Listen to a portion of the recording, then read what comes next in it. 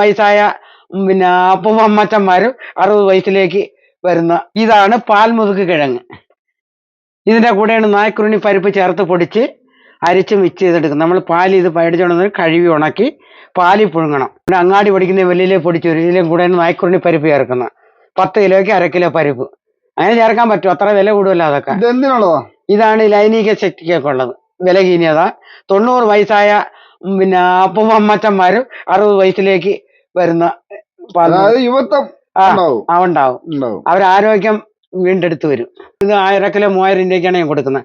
ഇത് 3000 രൂപ വില അല്ല ചെയ്യുന്നത് ഞാൻ. ഇത് അരിച്ചതിന്റെ പകുതിയെ കിട്ടത്തുള്ളൂ. കുട്ടികളില്ലാത്തവർക്ക് കുട്ടികൾ എനിക്കിതെന്ന് പറഞ്ഞാൽ ഇത് കാച്ചി കുടിച്ചാൽ 30 ദിവസം അവര് ഈ പാൽ മുതുക്ക് മുടങ്ങാതെ കുടിക്കണം. അതിൻ്റെ കൂടെ ഈ വിറ്റാമിൻ സാധനങ്ങൾ ബദാം പരിപ്പ്, അണ്ടിപ്പരിപ്പ്, ഉണക്ക ഈത്തപ്പഴം, ഒരു മാതളം ദിവസം ഒരു കോഴിമുട്ട ഇതെല്ലാം കഴിക്കണം. കഴിച്ചിട്ട് 30 ദിവസം ഭാര്യ ഭർത്താവ് ബന്ധനം പാടില്ല. കുട്ടികളില്ലാത്തവർക്ക് 30 ദിവസം അവര് ഈ മരുന്നെല്ലാം കഴിച്ച് വ്രതമായിരിക്കണം. ശബരിമല പോകുമ്പോൾ ആ വ്രതം തോറ്റിട്ട് അവർ ബന്ധപ്പെടാവും. അപ്പൊ അവർ കുട്ടികൾ ജനിക്കും.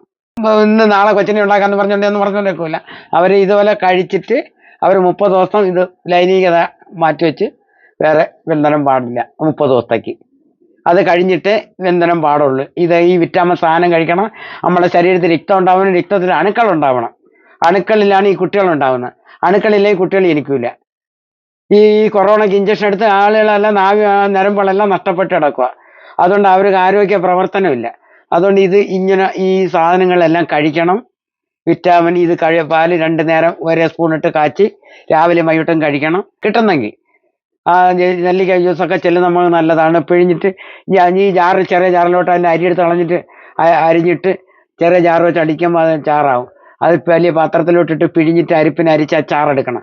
ആ ചാറ് കുടിക്കുന്നത് നല്ല ഉത്തമമാണ്.